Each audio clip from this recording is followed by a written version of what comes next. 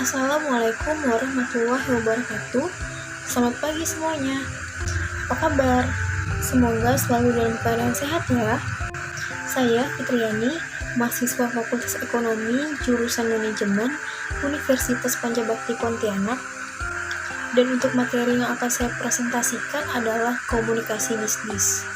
Sebelum kita masuk ke materi, saya ingin bertanya terlebih dahulu, apakah teman-teman di sini sudah pada tahu apa itu perusahaan startup yang sedang naik daun dalam beberapa tahun ini? Yap, perusahaan startup tersebut bisa disebut Gojek, Tokopedia, Traveloka, Shopee, Grab, dan masih banyak lagi perusahaan-perusahaan lainnya. Nah, untuk lebih dalamnya lagi, di sini saya akan menjelaskan terkait tentang program loyalitas konsumen terhadap perusahaan startup ini, dan perusahaan yang saya pilih adalah perusahaan Shopee. Teman-teman udah pada tahu kan apa itu perusahaan Shopee? Sejumlah perusahaan startup ini sudah menjalankan beberapa model bisnis untuk mengelola program loyalitas konsumen atau pelanggan. Contohnya seperti Shopee ini.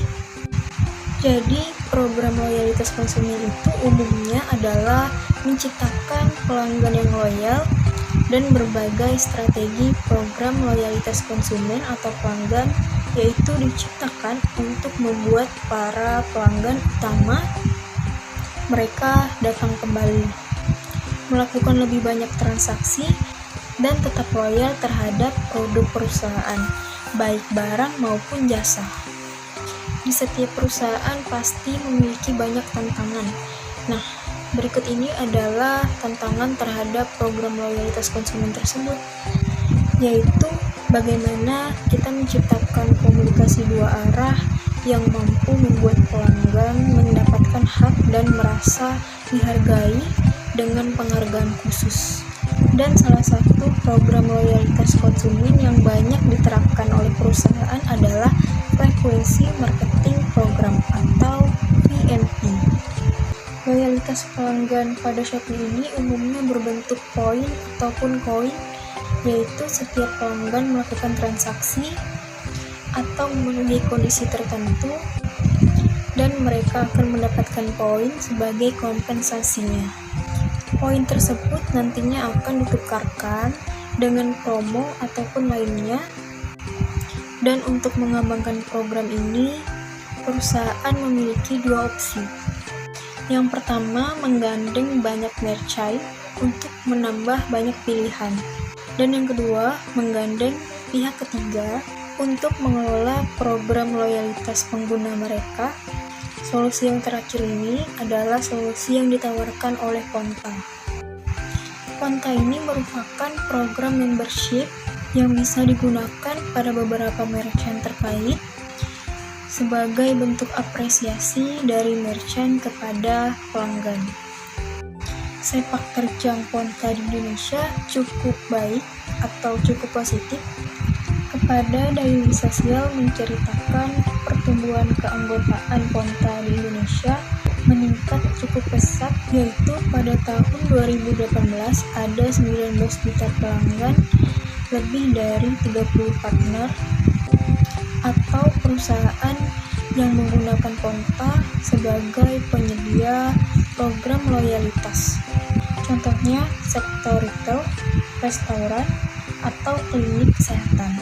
Dalam 2 tahun terakhir, Shopee terus menanjak dan menjadi salah satu aplikasi marketplace yang paling banyak dipasang dan dipergunakan di Indonesia. Banyak faktor yang mempengaruhi hal tersebut, tetapi Shopee sangat konsisten sejak tahun 2016, yaitu dalam mengelola fitur program loyalitas ini. Sejak diperkenalkannya koin Shopee, banyak tanggapan positif yang didapatkan Shopee ini. Di awal 2018, dalam pengumpulan koin Shopee ini ada 3 cara, yaitu cashback dalam melakukan setiap kali pembelanjaan. Yang kedua, daily check-in dengan membuka aplikasi Shopee setiap hari dan mengklik reward koin Shopee. Dan daily price sebagai pilihan hadiah setiap harinya.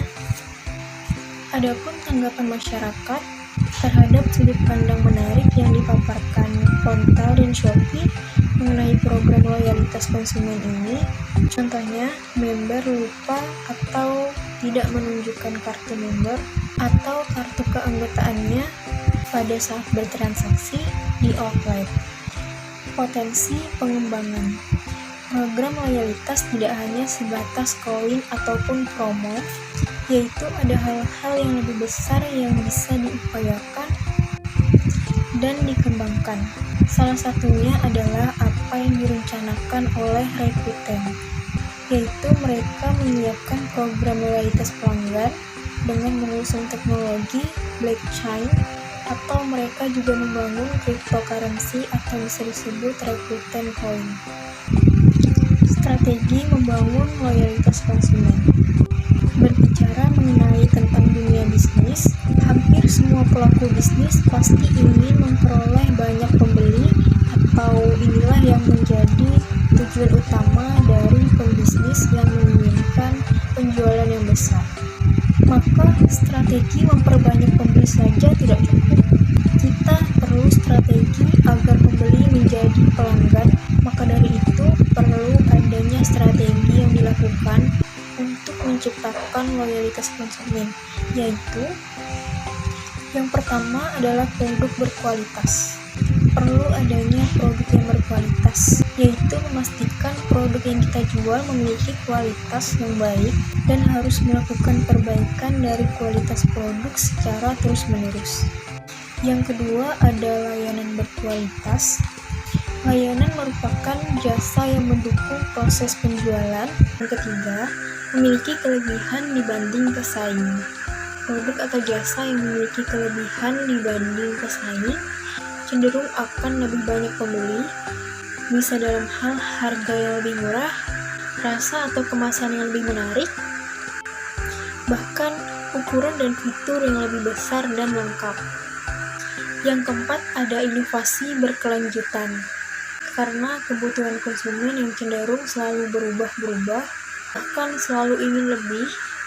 Oleh sebab itu, inovasi dan perbaikan perlu dilakukan. Bisa dalam hal kemasan, isi atau konten, jasa layanan, cara pengiriman, atau cara komunikasi, ataupun marketing kepada konsumen. Yang kelima ialah ciptakan varian baru. Karena konsumen cenderung cepat bosan, oleh sebab itu, sangat penting untuk menerapkan strategi pengembangan produk, dan yang dimaksud adalah pengembangan melalui varian-varian baru. Contohnya adalah produk shampoo. Yang keenam ada program promosi.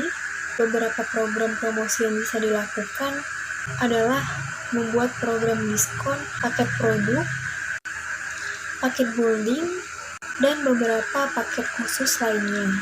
Yang ketujuh ada point reward. Nah, pemberian point reward ini adalah strategi yang cukup ampuh untuk membuat konsumen loyal membeli dan menggunakan produk kita. Dan yang terakhir ada program member card, yaitu untuk mengikat konsumen. Kartu member card ini akan berperan sebagai sarana untuk memberikan layanan khusus kepada konsumen yang memiliki kartu anggota dengan yang tidak memiliki kartu anggota.